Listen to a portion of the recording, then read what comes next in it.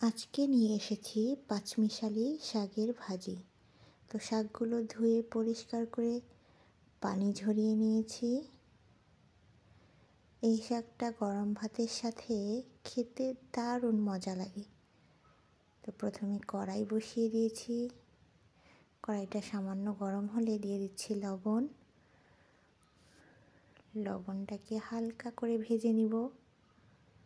এই যে দেখতে পাচ্ছেন, এভাবে করে ভেজে নিব।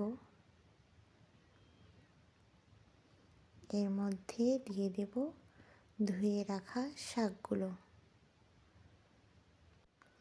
রংপুর জেলায় বেশিরভাগ মানুষেরই এই শাকটি পছন্দ।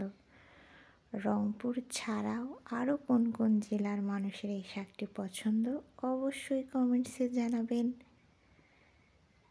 তো এই যে শাকটা আমার সেদ্ধ হয়ে গেছে। এবার কড়াই বসিয়ে দিয়েছি। দিয়ে দিচ্ছি সরিষার তেল। এরপর দিয়ে দিচ্ছি শুকনা মরিচ, রসুন, সাথে সামান্য পেঁয়াজ কুচি। মরিচ পেঁয়াজগুলো খুব সুন্দর করে ভেজে নেবেন।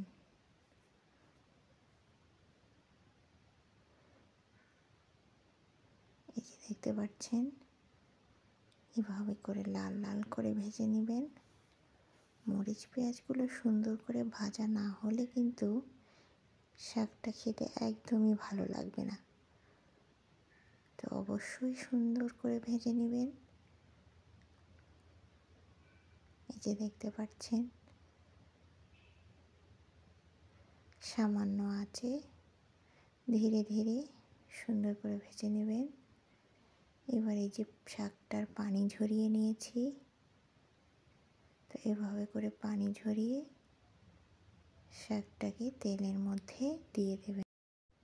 এরপর শাকটাকে সুন্দর করে ভেজে নেবেন। শাকটা যত বেশি ভাজবেন খেতে কিন্তু অতই মজা লাগবে। খেয়াল রাখতে হবে যেন পুড়ে না যায়। এই যে আমার শাক ভাজিটা রেডি।